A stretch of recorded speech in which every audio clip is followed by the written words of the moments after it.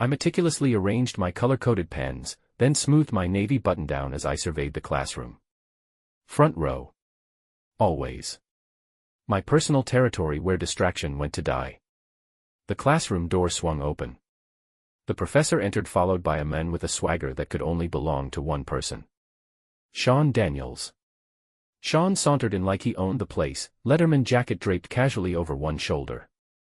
Professor Martinez continued to the front of the classroom and jumped right in. This semester's senior research project will be comprehensive and collaborative, he announced. You'll be investigating complex methodological approaches, with final presentations determining 30% of your course grade.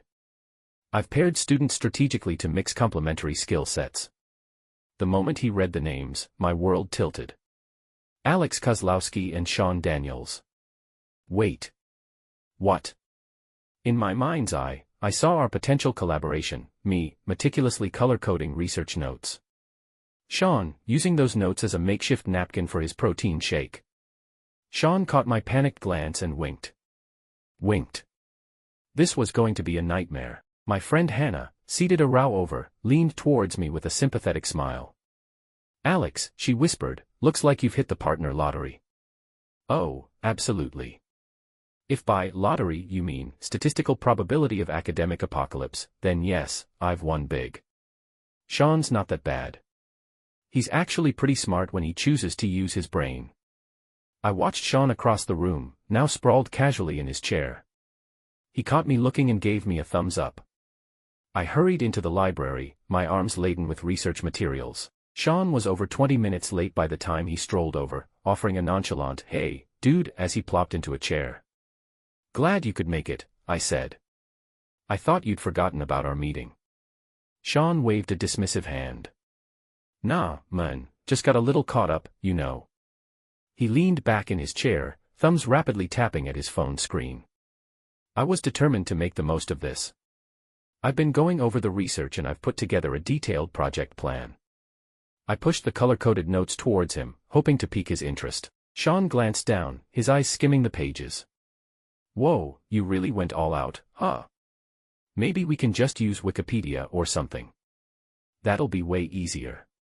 My eye twitched at the suggestion, but I forced a smile. I appreciate the efficiency, but credible sources are really important for this project if we want to get a good grade. Shawn shrugged, engrossed in his phone. "Whatever, dude. As long as we get it done, right?" I stared at him, my heart sinking. This was going to be a long afternoon. "Let's at least take a look at the research I've compiled." Shawn glanced up from his phone. "Dude, you're taking this way too seriously. It's just some stupid group project, right? We'll figure it out." "You're right," I said. "I tend to get a little invested. But I do want us to do a good job. This is worth a significant portion of our grade." Yeah, I got it. "Don't worry, I'll be here and help out when I can." I took a deep breath and launched into an overview of the project, hoping to at least get Shawn somewhat engaged. Shawn was staring down at his phone, his fingers tapping away. "Ah, Shawn. Are you listening?" Yeah, sounds good. Keep going." Suppressing my frustration, I continued, "Well, the key is making sure we use reputable academic sources, not just relying on something like Wikipedia. That way, our arguments will be well supported and credible." Shawn may have been content to coast, but I wasn't about to let his apathy undermine the hard work I had already put in. I stood at my desk on the day of our initial project proposal, heart racing as I handed Shawn the meticulously prepared notes for our project. "You know I put a ton of work into these, right?" I said. Shawn flashed his trademark nonchalant grin. "Relax, Alex. I've got this under control," he replied, waving the notes. I felt a flicker of annoyance, but swallowed it down. After all, we were partners. He sauntered up to the front of the classroom, and leaned casually against the podium, his posture relaxed and confident. "Hey everyone," he began, his smooth voice cutting through the buzz of chatter. "Today, we're going to talk about something really exciting, sustainable urban development." The room quieted, eyes glued to him. I watched as he effortlessly engaged the class with anecdotes and jokes that had them chuckling. It was impressive, sure, but a nagging frustration bubbled inside me. "Did you know," he continued, pacing the floor like he owned it, that cities produce over 70% of carbon emissions. He paused to let the statistic hang in the air. He hadn't crafted that point, it was straight from my notes, yet there he was, basking in the spotlight. Now, let's talk solutions, he exclaimed, diving into the next section with infectious enthusiasm. My carefully constructed arguments flowed from his mouth as if they were his own ideas. My irritation simmered just below the surface. Where was the acknowledgement of my effort? As Shawn wrapped up, our classmates applauded. When he finally turned to me, I managed a tight smile. Great job, partner. He extended his hand for a high five. Yeah, great job, I said, forcing the words out. Great job, team. Professor Martinez said, his gaze landing firmly on Shawn. You've demonstrated a thorough understanding of the subject matter. Thanks, Professor. Shawn replied, his grin wide. Come on, man. High five, he demanded again, but all I could think about was the hours I'd spent crafting those notes. I hesitated, my hand hovering midair, unsure whether to bask in his glory or retreat into my frustration. Don't leave me hanging. He laughed. With a reluctant sigh, my hand met his. It felt more like a truce than a celebration. The familiar scent of chemicals hit me like a wave when I stepped inside the lab. I spotted Hannah at her workstation. Hey, Alex, she called out. How's the group project going? Oh, just peachy, I replied. Shawn's taking a backseat while I do all the work. And, you saw, he had the audacity to present our project like he was the one who spent sleepless nights working on it. Hannah shook her head. Classic Shawn. You'd think he'd learned by now that his charm doesn't substitute for actual work. Right. I said. I mean, how hard is it to at least pretend to be involved? He waltzed in on presentation day, flashed his grin, and took all the credit. Hannah nodded sympathetically. You've got to stand up for yourself, Alex. Don't let him walk all over you. Yeah, well, it's hard to fight back when he's so good at playing the role of the golden boy. It's like he thinks the world revolves around him. Just wait until next time, I said. I'll figure out a way to turn the tables.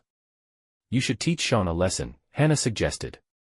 Something harmless but memorable. Like what? What could I do? I asked. Does he check your citations or just trust them? He doesn't check. What if you slipped in a few fake ones, just to see how far he'd take it? Hannah asked. The thought sent a thrill through me. Dr. I am Notriel, I mused aloud. See? You're onto something. Hannah said. The image of Shawn strutting into our next presentation flashed before me, confidently rattling off citations he never bothered to check. Back in my dorm room, I opened our project document, scanning through the legitimate sources I had compiled. The titles looked impressive, but nestled among them, I could envision a new entry that would turn everything upside down. Dr. I am Notriel, I said aloud, chuckling at the ridiculousness of it. I typed in the fake citation, *Notriel, I am, 2023. The impact of non-existent research on inner cities. Shawn strolled into the library, late as usual. He held his phone like a trophy, probably scrolling through some sports stats, blissfully unaware of the academic battlefield he was entering. Hey, Alex, he called out. I was starting to think you'd gotten lost in the stacks, I said sarcastically. Yeah, well, you know me. Always on time for everything but class. He glanced at the mountain of research materials I had. What's all this? Our project, I said. Thought I'd do a little extra prep. Right, he replied, his eyes darting back to his phone. So, what do you want me to do with all this? Well, I said, as I slid a paper toward him, you could start by reading the notes. I watched him flip quickly through my painstakingly crafted notes. On presentation day the classroom buzzed with chatter. Shawn strode confidently to the front when it was our turn to present. All right, everyone, thanks for being here, he began. He launched into our research findings, gesturing animatedly. I was half proud, half nervous, ready to watch my prank unfold. The moment felt surreal, a blend of anticipation and dread. First, we looked into the impact of research on inner cities, and according to Dr. I am Notriel. I inhaled sharply, biting down hard on my lip to suppress a laugh. The way he delivered that name with such seriousness was priceless. Our classmates exchanged puzzled glances, while others scribbled diligently, oblivious. "Keep it together, Alex," I reminded myself. Professor Martinez shifted, his gaze narrowing, but he didn't interrupt. And these findings suggest that engagement with environmental sciences has drastically declined, which is concerning, he pronounced. Concerning was putting it lightly. I was practically vibrating with suppressed laughter, all while marveling at Shawn's utter confidence. If only he knew what awaited him at the end of this presentation. To my dismay, there was nothing. Professor Martinez let it go. Shawn walked into the library holding a football under one arm while swiping at his phone with the other hand. "Sorry I'm late," he said. "Just got off practice." "Clearly," I replied. Shawn dropped the football onto the table with a thud. "What's up? Did you find anything good?" He glanced at my stack of notes. "Yeah, actually. A couple of great studies on our topic," I said. "Look at this." "Whoa, slow down there, Professor." Shawn interrupted. "I've got a game to think about." "Isn't that what we have all these notes for?" "Right," I shook my head. He interrupted, glancing at his phone again. "Did you see this video of that crazy trick play? It's insane." "Shawn." I laughed, my frustration melting. "Focus. We have a presentation tomorrow on our methodology process." Yeah, he said, but his gaze was still glued to the screen. I tried again. "We should go over our sources. Like this one here." He waved me off. "I'll just wing it like always." "Do you ever take anything seriously?" I asked him. "Only football," he shot back. When it was our turn, Shawn stepped up to the podium and flashed that trademark winning smile. "Hey everyone," he began, "today, we're going to discuss," he launched into his introduction. I settled back in my chair, ready to enjoy the spectacle. And according to a groundbreaking study by Dr. Sheldon Cooper et al. From the California Institute of Technology, I knew it was coming and suppressed a laugh, but a small giggle escaped from the back of the room, quickly followed by another. Just as I thought it might be a fluke, a ripple of laughter surged. Students shook their heads in disbelief, while others snorted with laughter. Not everyone was laughing. Our professor was frowning. He adjusted his glasses and flipped through the pages of his notes as if searching for an explanation. Is this serious?" he asked Shawn. I bit my lip to keep from bursting out loud. I was loving every second. Shawn continued on as if nothing was amiss. He was oblivious to my subterfuge and the laughter around the room at his expense. Shawn paced the cramped study room while I pulled up the slides we'd been crafting for our pre-final progress update. "Okay, let's see what you've got," I said. My eyes darted between bullet points and pie charts, but it was hard to concentrate with Shawn swinging his arms wildly, while practicing his delivery. "Let's be real, folks," he began, while striking an exaggerated pose. "Our findings are groundbreaking, backed by rigorous research from," he paused dramatically, "the Institute of Making Things Up." He threw his head back and laughed at his own joke. He had no clue how absurd that sounded. I could picture Professor Martinez when Shawn mentioned it during the presentation. "Shawn," I said, trying to keep my tone light, "are you sure about those citations? They sound interesting." "Interesting is exactly what we're going for," he shot back. "This is going to blow their minds." "Sure, if blow their minds means leaving them utterly confused." I smirked, knowing full well I was complicit in this charade. "Next up," he continued, "we'll dive into the results published in the Journal of Obviously Fake Science." I couldn't help but snicker. We shuffled our notes and headed to the lecture hall. I was half excited and half nervous for what was about to unfold. When Professor Martinez called on us, Shawn stood tall, ready to charm the socks off everyone. As he launched into his opening lines, I sat back waiting for him to drop one of his nonsensical citations. "According to data collected from the Institute of Making Things Up," he declared. I nearly choked on the sip of lukewarm coffee I had just taken. I had to bite my lip to keep from bursting out laughing. It was both hilarious and brilliant, the way Shawn could pull it all off without any hesitation. After the presentation, the lecture hall buzzed like a beehive. "Any questions?" he asked. Hands shot up. "Did you really just cite the Institute of Making Things Up?" a girl in the front row asked. "Absolutely. They're doing groundbreaking work," Shawn replied with a straight face, and I had to stifle a snort. The audacity. "Isn't that a joke?" another student asked. "Joke? No, no. It's completely legitimate," Shawn insisted. "They've published some incredible findings on fake science," I said under my breath, unable to keep it to myself anymore. Laughter erupted around the room. I felt a swell of pride for orchestrating this whole charade. "Seriously, can we talk about the Journal of Obviously Fake Science? Is that even real?" another voice piped up. "Of course it's real. They publish quarterly," Shawn continued, enthusiastically. "You should all subscribe." "Maybe they need a new editor," someone else quipped. "Thanks for your input, everyone. Glad to know our research resonates," Shawn concluded. His ignorance was bliss, and here I was, the puppet master pulling the strings without him suspecting a thing.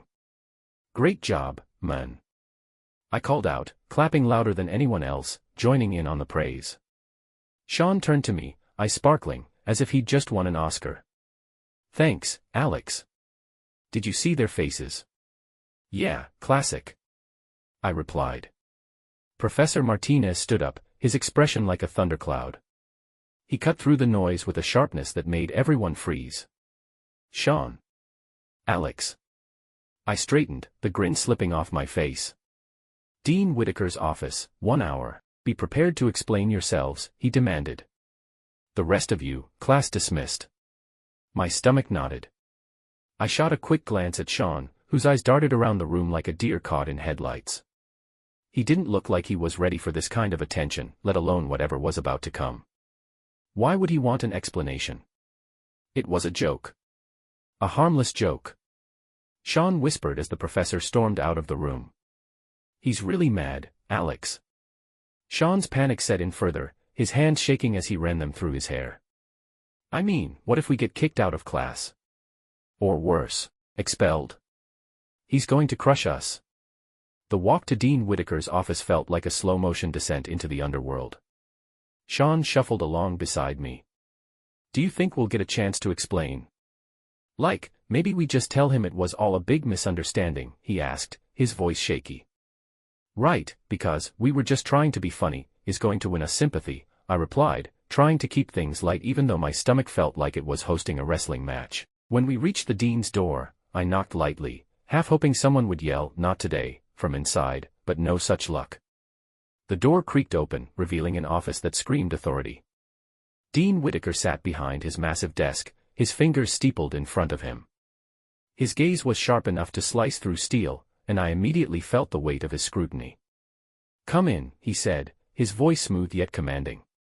I stepped inside, and Shawn followed closely, almost stepping on my heels. Professor Martinez stood beside the dean, his arms crossed, wearing an expression that could curdle milk. "Great, just great. Take a seat," Dean Whitaker instructed, gesturing to the chairs opposite him. I plopped down, my heart racing. Shawn hesitated before sitting next to me, his fidgeting hands betraying his anxiety. "Now," the dean began, leaning forward slightly, his tone calm but firm. "I'd like to understand what happened during your presentation today." Well," I started, feeling the pressure mount. I stopped and took a deep breath, grounding myself. It was time to own up to this mess. "Okay, so here's the thing." My voice came out steadier than I expected, surprising even myself. It was all planned, every last bit of it. The slides, the jokes, all of it. Professor Martinez's eyebrow shot up, and I could feel Shawn stiffen next to me. I pushed through. "I know it seems ridiculous, and it was totally unorthodox, but we wanted to make our point about creativity in academia. You know, breaking the mold and all that." "Breaking the mold," Dean Whitaker repeated, his expression unreadable. I couldn't tell if he was impressed or just patiently waiting for me to dig my own grave deeper. "Yes, sir," I continued, my heart pounding louder now. "I see how it came off as a prank, and we didn't mean to offend anyone. It was supposed to be engaging. I just got carried away." Shawn shifted beside me. "Wait," he said, voice rising an octave. "Are you serious? You planned all of this? Every single slide was a joke?" "Yeah, it was supposed to be funny. Creative. I thought we were on the same page." On the same page. Alex, you made me look like a total idiot. Why would you do this? What were you thinking? Listen, I thought you'd get a kick out of it. It was all in good fun. I tried to explain, but even I could hear how weak that sounded now. Good fun. Shawn snapped, incredulous. This isn't good fun anymore. This is academic suicide. Do you even realize what you've done? Mr. Kozlowski, Dean Whitaker's calm voice cut through the tension, drawing my attention back to him. While I must commend your creativity, he emphasized the last word with a measured tone, what you've orchestrated here breaches the very foundation of academic integrity. Wait, what? Breach? I stammered, feeling my stomach drop. The seriousness of his words hung heavily in the air, and I shot a glance at Shawn, who looked ready to implode. Therefore, Dean Whitaker continued, unflinching, you and your friend Mr. Daniels will be placed on academic probation effective immediately, along with the requirement to complete a research ethics course. Probation. Shawn echoed, jaw-dropping in disbelief. His shoulders slumped, the weight of the consequences crashing down on him. Yes, probation. The dean's gaze flickered between us, assessing our reactions. You're benched for the next game, at minimum, Mr. Daniels. As for you, Mr. Kozlowski, while your creativity is noted, the nature of your actions cannot go without serious consequence. I will need to consider further disciplinary measures including potential suspension for academic dishonesty. My heart raced, and I felt sweat prickling at the back of my neck. Dean Whitaker leaned back and studied us. While your intent may have been harmless, the outcome was anything but. We must uphold the standards of our institution. Benched, standards.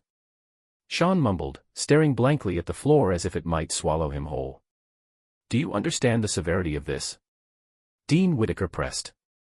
Yeah, I get it, Shawn replied quietly, his voice barely above a whisper. His earlier anger seemed to dissolve into a resigned acceptance, and I wanted to reach out, to reassure him that we would figure this out together. Good, the dean said. Let this serve as a lesson in integrity. Creativity has its place, but so does responsibility. But, suspension, just for being creative. I laughed nervously, but it sounded hollow even to my own ears. Don't trivialize this. His voice was calm but edged with authority. What you did was more than just a harmless prank, Alex. It undermined the very foundation of our academic integrity. Right. I nodded slowly, trying to digest the reality of it all. My mind raced back to all the late nights spent preparing for that presentation, how the thrill of pulling off something clever had overshadowed my better judgment. Now, it felt like a betrayal, not just to the school, but to myself. Alex, he said, breaking into my spiral of self-recrimination. You have an opportunity here to learn from this. To understand the importance of integrity. Do you accept the seriousness of this situation? Dean Whitaker asked, his gaze unyielding. Yes, I replied, feeling the weight of acceptance settle in my chest. I messed up. Then let this serve as a lesson, he concluded, his tone softening slightly. Consider the impact of your choices. There are always repercussions. He paused, allowing the gravity of his words to sink in. You may find that these lessons are more valuable than any grade. Got it, I said, the finality of his words leaving little room for debate. I took a deep breath, trying to reconcile the regret swirling inside me with the glimmers of hope that maybe, just maybe, I could turn this around. Thank you for your honesty, Alex, Dean Whitaker said. You two are excused. I'll confer more with Professor Martinez. Be prepared for an academic advisory board. Hey, man. You alive in there? A voice called from the door. I looked up to see Jake, my neighbor in the dorm, peeking in. He was always upbeat, spreading light. Yeah, just contemplating my life choices, I replied with a half-hearted chuckle. You know, the usual. What's got you all moody? Is it that project again? Not exactly, I said. It's more about how I might have ruined Shawn Daniels's life. Wait, what? Jake raised an eyebrow, curiosity piqued. I pulled a prank that involved him, for a little revenge. I didn't think it would actually affect his whole future. I mean, he trusted me, and I just... Well, I went too far. Revenge is a slippery slope, my dude. Jake crossed his arms, leaning back as if he were giving me a lecture. But hey, you can't change the past. You've got to figure out how to fix it. Hannah approached me a day later in the library. You look like you just lost a game of chess to a toddler, she said. Thanks for the vote of confidence, I replied. How did it go with the dean? I'm kind of freaking out about this academic advisory board meeting coming up. It feels like I'm about to walk into the lion's den. Right. But it's not like they're going to eat you alive. Your research was good, Alex. It's more like they'll want to talk to you about being honest. And probably give you a lecture on responsibility. Just what I wanted, a lecture on how I ruined someone's life. Hey, listen, Hannah said, you did mess up by carrying it too far, but you can't fix it by hiding. You have to face it. Be upfront about your mistakes. Dean Whitaker, Professor Martinez began when he was granted the floor to speak at the meeting of the Academic Advisory Board. This situation with Alex and Shawn is a perfect opportunity for restorative justice. We shouldn't just punish them, we should guide them toward growth. Both students have apologized to me and to their classmates. Both are clearly remorseful. We need to teach them the importance of honesty and collaboration so they can learn how to rebuild, not just suffer consequences. Interesting perspective, the dean mused, leaning back in his chair. But how do we ensure they actually learn from this experience? By providing mentorship opportunities, Martinez suggested, his tone warming. Let them work together and create a plan to address their shortcomings. Teach them proper research methods. Let them come to terms with their mistakes, and allow them to support one another in the process. The room fell silent as the dean and the other advisory board members considered his words. I could almost feel the tension crackling in the air, and I couldn't help but hope that Professor Martinez had made his point. Maybe, just maybe, everything would turn out all right after all. The moment I stepped backstage, my stomach twisted into a tight knot. Shawn stood next to me, his eyes wide as he peeked through the heavy curtain that separated us from the audience. Do you think they realize we're about to reveal our most embarrassing moments? He whispered. Honestly. I hope so, I replied, trying to sound more confident than I felt. It's not every day you get to air your dirty laundry in front of a packed house. Who wouldn't want to see that? Great. Now I'm even more nervous, he said. Relax. Just remember, they're here to learn from our mistakes. As we walked onto the stage, I forced myself to smile. Hi everyone. I began. Thanks for coming to our workshop today, aptly titled Citation Confessions, the Chronicles of Our Academic Embarrassment. Today, we're going to take you on a journey through our darkest academic moments, I continued, injecting a playful tone into my voice. Don't worry, Shawn said, we promise to make it entertaining enough that you won't need those emergency snacks hidden in your backpacks.